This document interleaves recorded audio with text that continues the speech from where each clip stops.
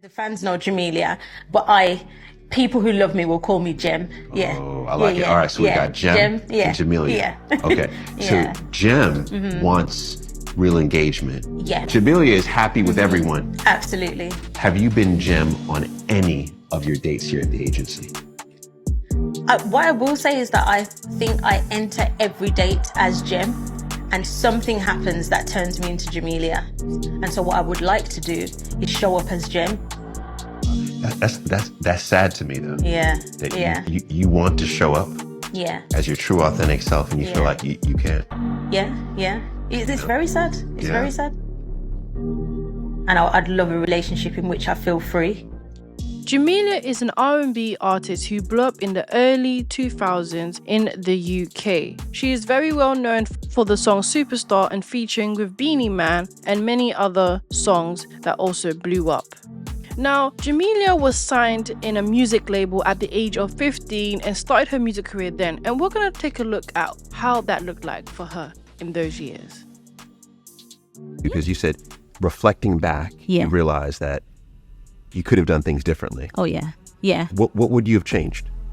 Oh, just not gone into the career.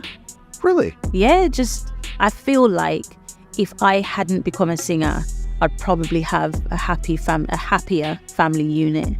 I think that I'd have a lovely relationship with my family, just because I think one of the things that people don't understand is, like, especially in the time where I began my career, the tabloids, they were relentless. I had my phone hacked. Did you? Yeah. So there were things. So I lost friendships. I lost, because I was paranoid, thinking that people around me were selling stories to the papers. Okay. Because they were finding out things, the things to do with my brothers. So it was press. Yeah. That hacked your phone. Yeah. And how? Years. For years. Oh, for over 10 years. What? Yes. What this highlights is how much Jamelia sacrificed her family just to be in the limelight, and she didn't really see or understand how much of it was going to take from her and the people that she loved and centered around her. And this just dives into how much Black females in general sacrifice to be career driven. I just quit my job for my mental health. I'm a firm believer that the moment you start feeling any emotion outside of happiness or progression at a job, it's time to go. I shouldn't be feeling stressed, sad, depressed, fearful that I'm not going to be here tomorrow, that I could log on at 8 o'clock and be gone by 5 o'clock. I shouldn't have to feel like that at a place that I have decided to be at. And it's so cool. Anything happen? Just the same stuff. I get it, babe. Life's hard. I know that I've actively worked towards the life that I have now. This isn't the life that I want, and it's just so frustrating to me. I've sacrificed my 20s. I've sacrificed all of the years with the kids being young, and I just don't think it was worth it. It's not even about the money, though. That's the thing. What I was gonna say is, we're doing good for our age. I'm just frustrated. The chaos and the hustle, and I'm just so tired of it. Always being pulled in a million directions. For the last 6 years, I've just not been the mom, the wife, the friend, the business owner that I've wanted to be. I don't think I give myself enough credit, though. Because I've been spread so thin, it's just to not even execute best of my abilities just pisses me the fuck.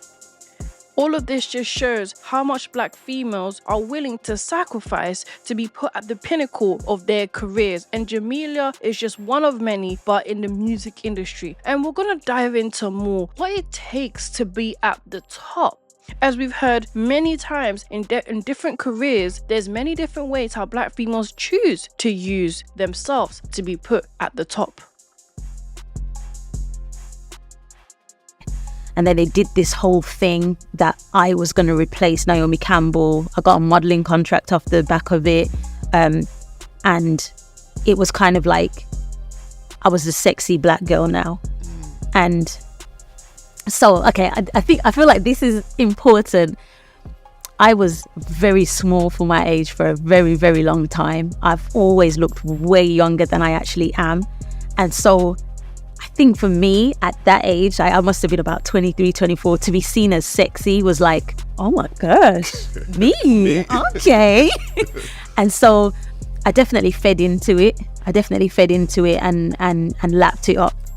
And so, you know, when they suggested shorter skirts, you know, and I mean like really that you could, I was on top of the pops and my bottom was on top of the pops. Like it was, when I look at it now, you know, you'd do shows and they'd be perhaps underneath your skirt taking pictures, and I won't lie to you, I was just like, you know, I know what shot they want, so I'll make sure they get it.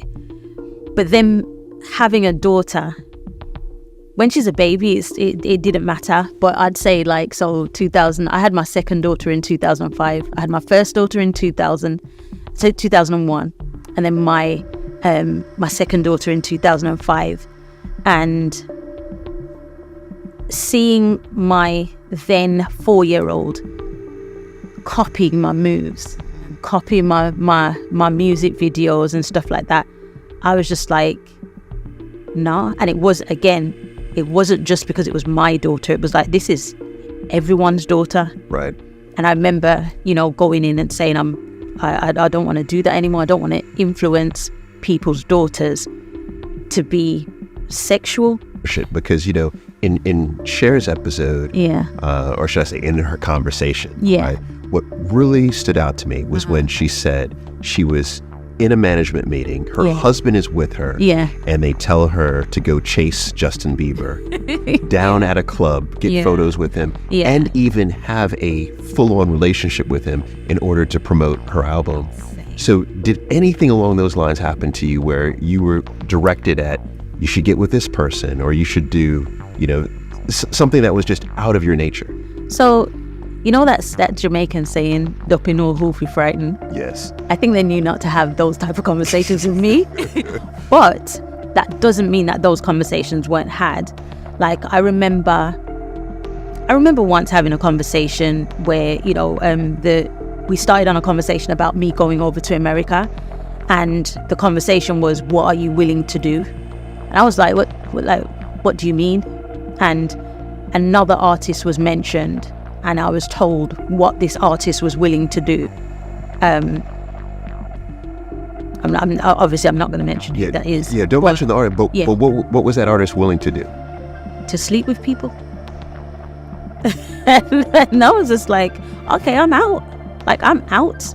Because if that's what I need to do, if my singing ability is not enough for me to make it. It was because basically what they were saying is, if you sleep with the right people, then you get better opportunities. So the suggestion was, there were certain producers, you know, like, you know, some producers that I'm a huge fan of. And the thing is, obviously the conversation didn't even get to a stage where I'm finding out how it's going to be done, because it was just an absolute no-go. Honestly, that, like, I've been offered opportunities where I could have retired, and I would say no, because they either compromise my integrity, they go against my morals or my values, and much to the dismay of, you know, my management at the time, there are a lot of things I'm not willing to do for a check. So in general, for her to make it as the biggest mainstream artist, not just in the UK but globally, she had to sexualize herself. And at some point in her career, she was willing to do that. But how I see it is, it didn't take her as far as she wanted it to. And it became clear that she had to do more to do so.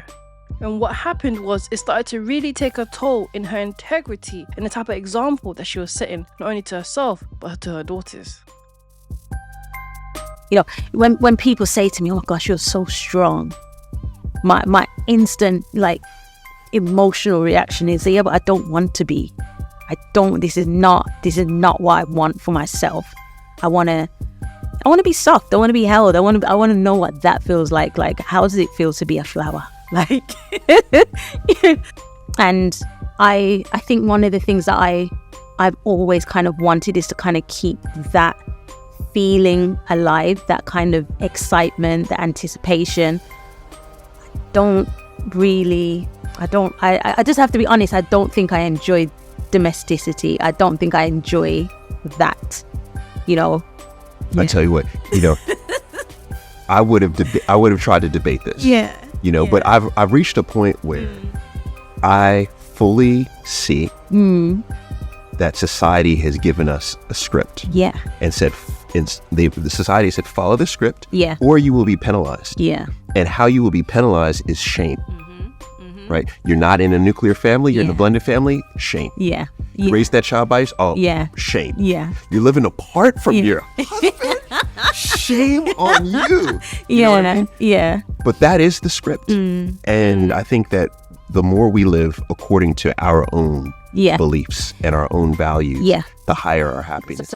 So who is Jem and Jamelia? How I see it is Jem wanted to be Jamelia. Jamelia, the global R&B UK artist who came from a small town in Birmingham called Handsworth, which is pretty rough for those who know and for those who don't know. Jamelia set her standards all the way high up to the sky at 15 years old, and all it seemed to her that it was actually much more cutthroat than she wanted it to be, that she had to do a lot more than she was willing to do. And that's where the strength began to deplete, as she was willing to be the strong black woman that she set out to be, but she wasn't strong enough to be that. But they'll call it a script to alleviate the guilt and actual shame that she has felt for herself and in those years, and that is why she regrets making that career choice, because she's beginning to see that the sacrifice that she made could have been put elsewhere, that could have actually elevated her family and herself and whatever meaningful relationship she could have had,